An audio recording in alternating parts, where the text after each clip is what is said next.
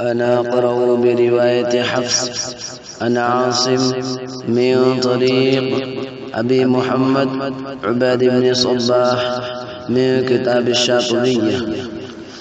أعوذ بالله من الشيطان الرجيم. بسم الله الرحمن الرحيم.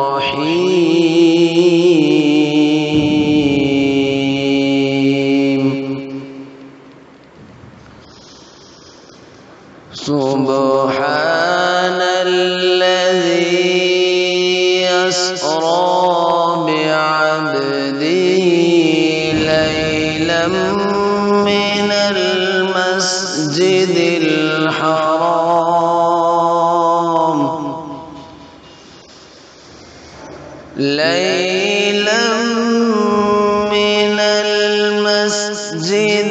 الحرام إلى المسجد الأقصى الذي باركنا حوله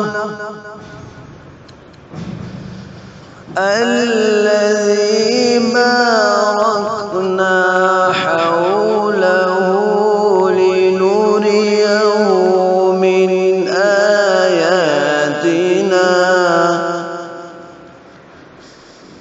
إنه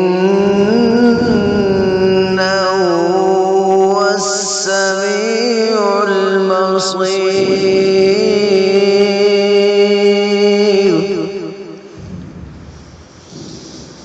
وآتينا موسى الكتاب وجعلناه هدى لبني إسرائيل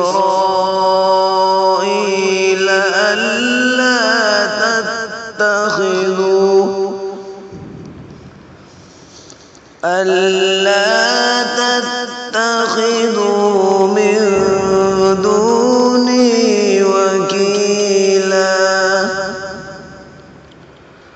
ذرية من حملنا مع نوح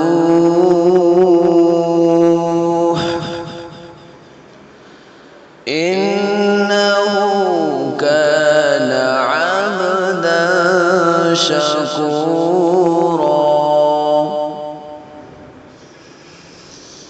وقضينا إلى بني إسرائيل في الكتاب لتفسدن في الأرض مرتين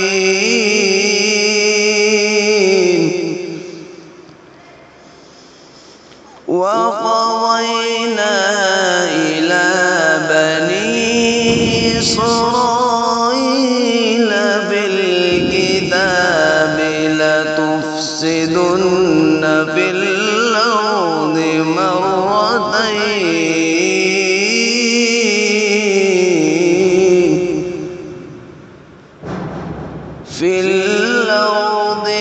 مرتين ولتعلن علوا كبيرا.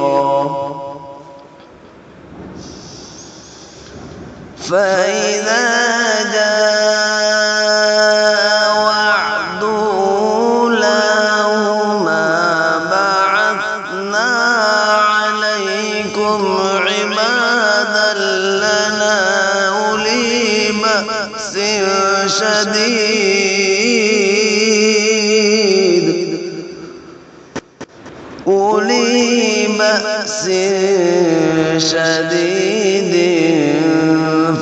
فجاسوا خلال الديار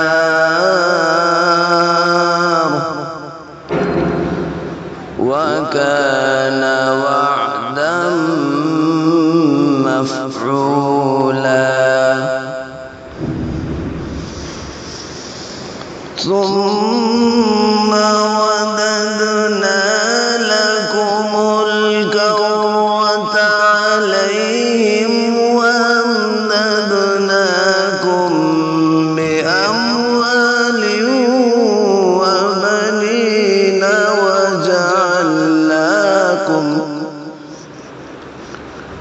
وجعلناكم أكثر نفيرا